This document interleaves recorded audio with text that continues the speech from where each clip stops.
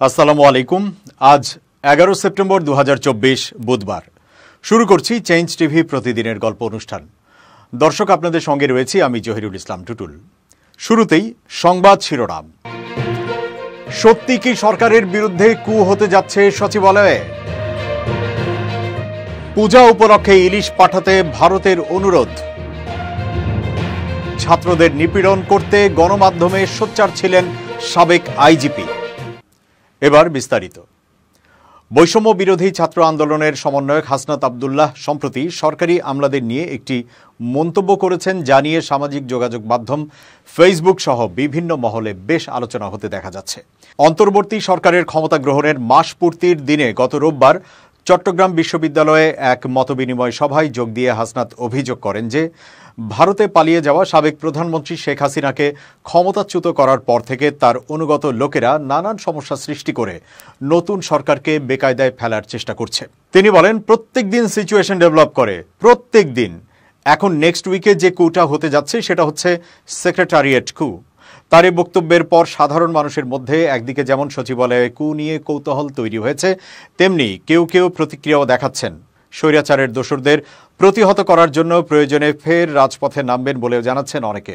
এদিকে দায়িত্ব নেওয়ার এক মাস পরেও প্রশাসনিক কাজে খুব একটা গতি ফেরেনি বলে জানাচ্ছেন সরকারের দায়িত্বশীল ব্যক্তিরা। তাহলে কি সত্যি অন্তর্বর্তী সরকারের সঙ্গে প্রশাসনের দূরত্ব তৈরি হয়েছে? সচিবালয়ে কুর শঙ্কা প্রকাশ করে দেওয়া নিজের যে বক্তব্য সামাজিক মাধ্যমে ছড়িয়ে পড়েছে, সেটির বিষয়ে কথা বলেছেন বৈষম্য বিরোধী ছাত্র আন্দোলনের সমন্বয়ক হাসনাত আব্দুল্লাহ। তিনি বলেন, এখানে কু বলতে আমরা বোঝাতে চাচ্ছি যে প্রশাসনের কর্মকর্তাদের একটি অংশ অন্তর্বর্তী সরকারকে আন্তরিকভাবে সহযোগিতা করছে না, যার ফলে প্রশাসনিক কাজে এক ধরনের স্থিতাবস্থা তৈরি হতে যাচ্ছে। মূলত নতুন সরকারকে ব্যর্থ প্রমাণ করতেই ওইসব আমলারা ঠিকমতো দায়িত্ব পালন করছেন না বলে মনে করে বৈষম্য বিরোধী ছাত্র আন্দোলন। তিনি আরও বলেন, বিপ্লব পরবর্তী সময় হিসেবে এখন বিভিন্ন ক্ষেত্রে দ্রুত পরিবর্তন দৃশ্যমান হওয়ার কথা ছিল, কিন্তু সরকারের পক্ষ থেকে নির্দেশনা দেওয়ার পরেও সেই পরিবর্তন খুব একটা দেখা যাচ্ছে না। আর এটি ঘটছে প্রশাসনের ওইসব কর্মকর্তাদের কারণে, যারা অন্তর্বর্তী সরকারকে ব্যর্থ প্রমাণ করতে চাচ্ছে। গত এক মাসে প্রশাসনিক বিভিন্ন পদে ব্যাপক রদবদল হতে দেখা গেছে। স্বরাষ্ট্র, জনপ্রশাসন, স্থানীয় সরকার সহ বিভিন্ন মন্ত্রণালয়ে নতুন করে বদলি, পদায়ন ও নিয়োগ করা হয়েছে কয়েকশো ঊর্ধ্বতন কর্মকর্তাকে। অনেকেই হয়েছেন বিশেষ ভারপ্রাপ্ত কর্মকর্তা ও এসডি। বেশ কয়েকজনকে বাধ্যতামূলক অবসরে পাঠানো হয়েছে। এছাড়া পুলিশ মহাপরিদর্শক, বাংলাদেশ ব্যাংকের গভর্নর, জাতীয় রাজস্ব বোর্ড ও বিশ্ববিদ্যালয় মঞ্জুরি কমিশন চেয়ারম্যান সহ আগের সরকারের চুক্তিভিত্তিক বেশিরভাগ নিয়োগ বাতিল করা হয়েছে। এছাড়া সরকারি, আধা সরকারি, এমনকি বেসরকারি প্রতিষ্ঠানের শীর্ষ কর্মকর্তাদের পদত্যাগের হিড়িক দেখা যাচ্ছে। এক্ষেত্রে নির্বাচন কমিশনের আগের সব কমিশনার সহ কেউ কেউ স্বেচ্ছায় পদ ছাড়ছেন। আবার বিশ্ববিদ্যালয় সহ অনেক প্রতিষ্ঠানে বিক্ষোভ, অপমান, অপদস্থ সহ নানা চাপের মুখে কর্তা ব্যক্তিরা পদত্যাগে বাধ্য হয়েছেন। এমনকি বৈষম্য বিরোধী ছাত্র আন্দোলনের প্রতিবাদের মুখে সরকারের একজন উপদেষ্টার দায়িত্বেও পরিবর্তন আনতে দেখা গেছে। সরকারি কাজে গতি আনতে প্রশাসনের বিভিন্ন পর্যায়ে আরও রদবদল প্রয়োজন বলে মনে করছেন প্রশাসনিক ক্যাডারদের সংগঠন বাংলাদেশ অ্যাডমিনিস্ট্রেটিভ সার্ভিস অ্যাসোসিয়েশনের আহ্বায়ক ও অতিরিক্ত সচিব ডক্টর মোহাম্মদ আনোয়ার উল্লাহ। তবে আমলাদের কুর যে আশঙ্কার কথা শোনা যাচ্ছে, সেটি ঘটানোর কোনো আশঙ্কা নেই বলে মনে করছেন তিনি। অন্তর্বর্তী সরকারের সঙ্গে প্রশাসনের কোনো দ্বন্দ্ব নেই বলে জানাচ্ছেন উপদেষ্টা আলী ইমাম মজুমদার। তিনি বলেন, কাজে একটু ধীরগতি দেখা যাচ্ছে, কিন্তু তার মানে এই না যে প্রশাসনের সাথে সরকারের কোনো ঝামেলা হচ্ছে। তবে কিছু কর্মকর্তা যে সরকারকে অসহযোগিতা করছেন তা অস্বীকার করেননি আওয়ামী লীগ আমলের এই তুখোড় আমলা। বাংলাদেশ থেকে পাচার করা অবৈধ সম্পদ জরুরি ভিত্তিতে ফ্রিজ করা ও ফেরত পাঠানোর উদ্যোগ নিতে যুক্তরাষ্ট্র সরকারকে আহ্বান জানিয়েছেন ট্রান্সপারেন্সি ইন্টারন্যাশনাল ইউএস ও ট্রান্সপারেন্সি ইন্টারন্যাশনাল বাংলাদেশ টিআইবি। এ নিয়ে দেশটির পররাষ্ট্রমন্ত্রী অ্যান্থনি ব্লিংকেন ও অর্থমন্ত্রী জ্যানেট ইয়েলেনের কাছে চিঠি পাঠিয়েছেন সংস্থাগুলো। চিঠিতে জরুরি ভিত্তিতে যুক্তরাষ্ট্র ও সংশ্লিষ্ট অন্যান্য দেশের সরকারের সাথে যৌথ উদ্যোগে অবৈধ অর্থ সম্পদের মালিকদের জবাবদিহি নিশ্চিত এবং পাচারকৃত অর্থ দেশে ফেরত আনার জন্য বাংলাদেশ সরকারকে সক্রিয় সহযোগিতার আহ্বান জানান সংস্থা দুটির প্রধানরা। এর আগে গত 30 আগস্ট যুক্তরাজ্যের পররাষ্ট্র ও বৈদেশিক উন্নয়ন বিষয়ক মন্ত্রীর উদ্দেশ্যে বাংলাদেশিদের অবৈধ সম্পদ ফ্রিজ ও দেশে ফেরত পাঠানোর উদ্যোগ নিতে আহ্বান জানিয়ে চিঠি পাঠিয়েছিল টিআইবি ও যুক্তরাজ্য ভিত্তিক 4টি দুর্নীতি বিরোধী সংস্থা।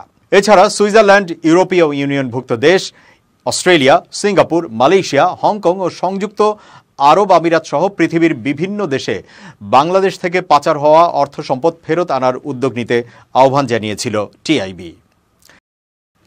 গত কয়েক বছর ধরে প্রতি বছরই দুর্গাপূজা উপলক্ষে ভারতে পাঠানো হতো বাংলাদেশের ইলিশ, কিন্তু টানা ১.৫ দশক ক্ষমতায় থাকা আওয়ামী লীগ সরকারের পতনের পর সেই ধারাবাহিকতা বজায় না থাকার বিষয়টি এবার অনেকটাই নিশ্চিত। ইতোমধ্যেই বাংলাদেশের পক্ষ থেকে এবার ইলিশ দেওয়া হবে না বলে ইঙ্গিত দেওয়া হয়েছে। এমন অবস্থায় ভারতের পক্ষ থেকে ইলিশ পাঠানোর আবদার করে বাংলাদেশের কাছে চিঠি পাঠানোর খবর পাওয়া গেছে। ভারতীয় সংবাদ মাধ্যম বলছে, প্রতি বছর সেপ্টেম্বরের প্রথম সপ্তাহ থেকেই বাংলাদেশ থেকে ইলিশ যায় ভারতে। তবে এবার ইলিশ যাবে কিনা তা নিয়ে প্রশ্ন উঠেছে, কারণ বাংলাদেশের রাজনৈতিক পরিস্থিতির পরিবর্তন ঘটেছে। প্রতিবার শেখ হাসিনা সরকার ভারতে ইলিশ পাঠানোর ব্যবস্থা করত, কিন্তু এবার পরিস্থিতি একেবারেই অন্যরকম। এবার হাসিনা আর সরকারে নেই, বাংলাদেশ ছেড়ে পালিয়ে গিয়েছেন। তবে এই অনিশ্চয়তার মধ্যেও কিছুটা আশার আলো দেখা গেছে।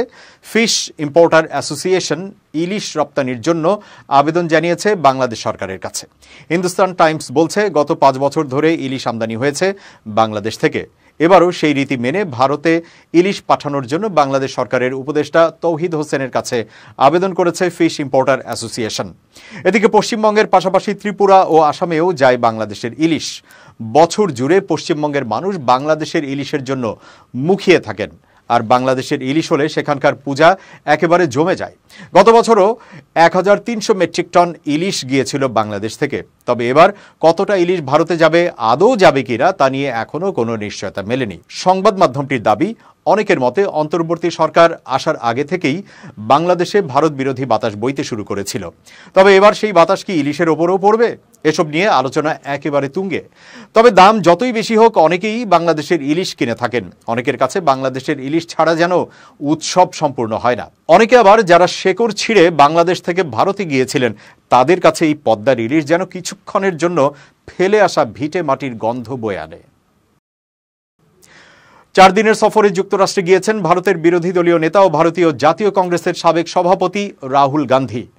এই সফরে ভারতীয় প্রবাসীদের পাশাপাশি মার্কিন আইন প্রণেতা, ব্যবসায়িক ও একাডেমিক নেতাদের সঙ্গে বৈঠক করেছেন তিনি। তবে এই সফরে তিনি বাংলাদেশ নিয়েও সরব হয়েছেন।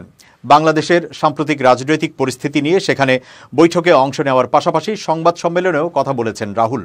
বাংলাদেশ সম্পর্কে তিনি বলেছেন, নির্দিষ্ট কোনো দল কিংবা ব্যক্তির সঙ্গে বিশেষ সম্পর্ক নয়।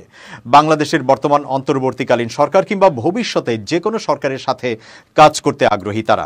এছাড়া বাংলাদেশে উগ্রবাদ উত্থানের হুমকি ভারতের জন্য উদ্বেগের বলেও মন্তব্য করেছেন তিনি। রাহুল বলেছেন, পররাষ্ট্রনীতির প্রধান ইস্যুতে তার দল কংগ্রেস ক্ষমতাসীন মোদী সরকারের পাশে আছে। ভারতীয় বার্তা সংস্থা পিটিআইয়ের বরাত দিয়ে বুধবার এক প্রতিবেদনে এই তথ্য জানিয়েছে দেশটির সংবাদ মাধ্যম বিজনেস স্ট্যান্ডার্ড। প্রতিবেদনে বলা হয়েছে, ওয়াশিংটনে অবস্থিত যুক্তরাষ্ট্রের মর্যাদাপূর্ণ জাতীয় প্রেস ক্লাবে মঙ্গলবার আয়োজিত এক সংবাদ সম্মেলনে বাংলাদেশ, পাকিস্তান সহ বেশ কয়েকটি ইস্যুতে মোদীর নীতিকে সমর্থনের কথা জানান রাহুল গান্ধী। দেশটিতে তার 4 দিনের অনানুষ্ঠানিক সফর মঙ্গলবার শেষ হয়েছে। বাংলাদেশের বিষয়ে এক প্রশ্নের জবাবে রাহুল গান্ধী বলেন, বাংলাদেশের চরমপন্থী উত্থান নিয়ে ভারতে উদ্বেগ রয়েছে এবং বিজেপি সরকারের মতো আমাদেরও সেই উদ্বেগ রয়েছে। তিনি বলেন, তবে আমি আত্মবিশ্বাসী যে বাংলাদেশে পরিস্থিতি স্থিতিশীল হবে এবং আমরা বর্তমান সরকার বা তারপরে অন্য কোনো সরকারের সাথে সম্পর্ক রাখতে সক্ষম হব।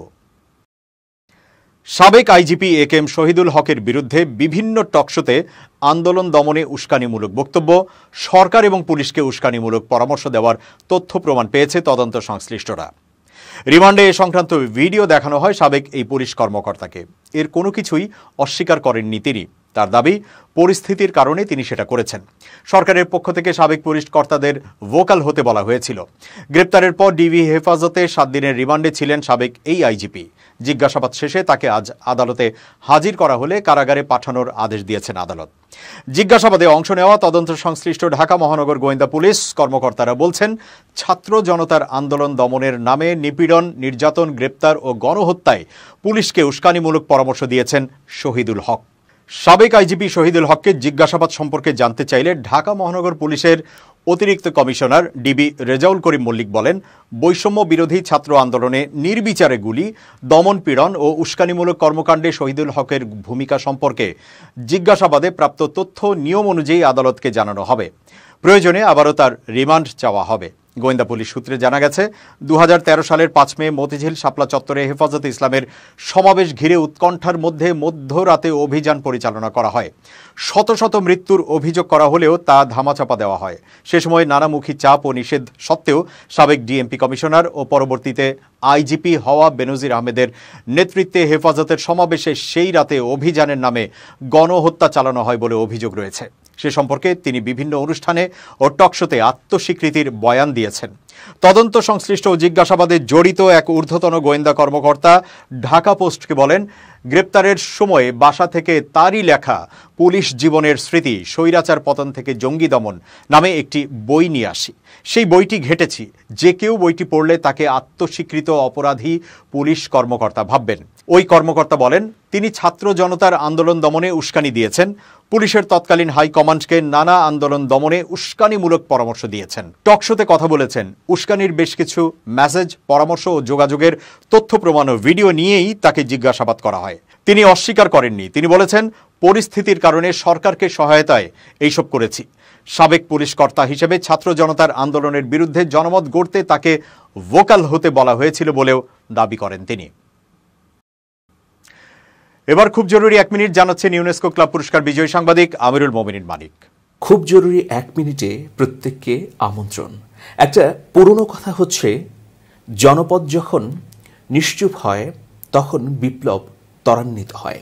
এই কথার বাইরে ব্যক্তিগত জীবনে আমরা যদি মৌনতার অভ্যাস গড়ে তুলতে পারি বা চুপ থাকতে পারি, তাহলে অনেক বিপদ থেকে রক্ষা পেতে পারি।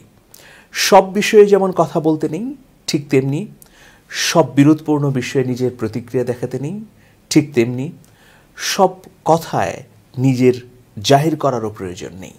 প্রিয় বন্ধুরা, এই বিষয়ে যদি আমরা খেয়াল রেখে নিজেদের মধ্যে মৌনতার বা নিশ্চুপ থাকার অভ্যাস গড়ে তুলতে পারি, তাহলে দুটো উপকার হবে।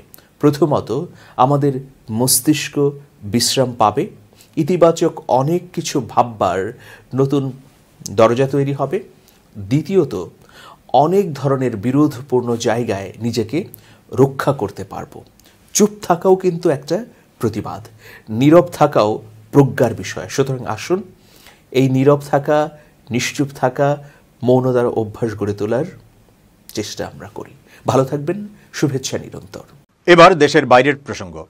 ভারতের পার্বত্য রাজ্য উত্তরাখণ্ডের রুদ্রপ্রয়াগ জেলায় কয়েকটি বোর্ড লাগানো হয়েছে, যেখানে এইভাবেই জানিয়ে দেওয়া হয়েছে সংশ্লিষ্ট গ্রামে ফেরি বিক্রেতার পাশাপাশি অহিন্দু এবং রোহিঙ্গা মুসলিমদের ব্যবসা করা বা ঘোরাফেরা করা নিষিদ্ধ। সার্বজনীন জায়গায় লাগানো বোর্ডগুলোতে এই বার্তা সতর্কতার জন্য লেখা হয়েছিল বলে দাবি করা হয়েছিল। বোর্ডের এই লেখাকে ঘিরে বিতর্ক শুরু হলে মুসলিম সমাজের প্রতিনিধিরা উত্তরাখণ্ড পুলিশের ডিজি অভিনব কুমারের সাথে দেখা করে আপত্তি জানান। পুলিশ প্রশাসনের দাবি, এই সতর্ক বার্তা দেয়া বোর্ডগুলোর বিষয়ে তারা জানতে পারার সাথে সাথে সেগুলো সরিয়ে ফেলা হয়েছে। একই সঙ্গে এই ঘটনায় যুক্ত ব্যক্তিদের বিরুদ্ধে পদক্ষেপ নেওয়া হবে বলে আশ্বাস দিয়েছেন পুলিশের ওই কর্মকর্তা। বোর্ডের বিষয়টা এমন একটা সময় সামনে এসেছে যখন পার্শ্ববর্তী অঞ্চলে এক নাবালিকাকে শ্লীলতা হানির ঘটনাকে কেন্দ্র করে সাম্প্রদায়িক উত্তেজনা তৈরি হয়েছিল। সম্প্রতি রুদ্রপ্রয়াগের পার্শ্ববর্তী চামোলি জেলায় এক নাবালিকাকে শ্লীলতা হানি করার অভিযোগ ওঠে। অভিযুক্ত একজন মুসলিম যুবক। এই ঘটনাকে কেন্দ্র করে সেখানে সাম্প্রদায়িক উত্তেজনা ছড়িয়ে পড়ে। উল্লেখ্য, ওই বোর্ডে রোহিঙ্গা মুসলিমদের বিষয়ে উল্লেখ থাকলেও উত্তরাখণ্ডে এই সম্প্রদায়ের মানুষের উপস্থিতি সম্পর্কে কোনো সরকারি পরিসংখ্যান পাওয়া যায়নি। যে গ্রামগুলোতে এই জাতীয় বোর্ড লাগানো হয়েছে সেই তালিকায় ন্যালসুও রয়েছে। রুদ্রপ্রয়াগ জেলার উখিমঠ ব্লকের অন্তর্গত এই গ্রামের প্রধান হলেন প্রমোদ সিং। ঘটনা সম্পর্কে বিশদে জানতে গ্রাম প্রধান প্রমোদ সিং এর সাথে কথা বলেছে বিবিসি। তিনি বলেন, আমার গ্রামে বোর্ডে যা লেখা ছিল তা বদলে দেওয়া হয়েছে। আগে বোর্ডে অহিন্দু ও রোহিঙ্গা মুসলিম লেখা ছিল, এখন তার পরিবর্তে ফেরিওয়ালাদের প্রবেশ নিষিদ্ধ লেখা হয়েছে। কিন্তু কেন এ বার্তা জিজ্ঞাসা করলে বিষয়টা ব্যাখ্যা করেছেন তিনি। প্রমোদ সিং বলেন, আসলে গ্রামে আসা বেশিরভাগ ফেরিওয়ালাদের কোনো রকম ভেরিফিকেশন নেই। ভবিষ্যতে যাতে কোনো ঘটনা না ঘটে সেই জন্য এভাবে লেখা হয়েছিল। তবে বোর্ডে অহিন্দু ও রোহিঙ্গা মুসলিমদের মতো শব্দের ব্যবহার যে ঠিক নয় সে কথা স্বীকার করে নিয়েছেন এই গ্রাম প্রধান। তার দাবি, বোর্ড লাগানোর আগেই সে কথা তিনি জানিয়েছিলেন, যদিও কারা ওই বোর্ড লাগিয়েছেন সে বিষয়ে জানেন না বলে দাবি করেছেন ওই গ্রামের প্রধান। দর্শক, শেষ করছি প্রতিদিনের গল্পের আজকের গল্প। changetv.press বাংলাদেশের ইউটিউব জার্নালিজমের অগ্রদূত। ভিজিট করুন এর ওয়েবসাইট www.changetv.press, youtube.com/changetvpress এবং সাবস্ক্রাইব করুন চ্যানেলটি। নিয়মিত লাইক, কমেন্ট ও শেয়ার করে আপডেট রাখুন নিজেকে। ভালো থাকুন, নিরাপদে থাকুন। শুভেচ্ছা নিরন্তর।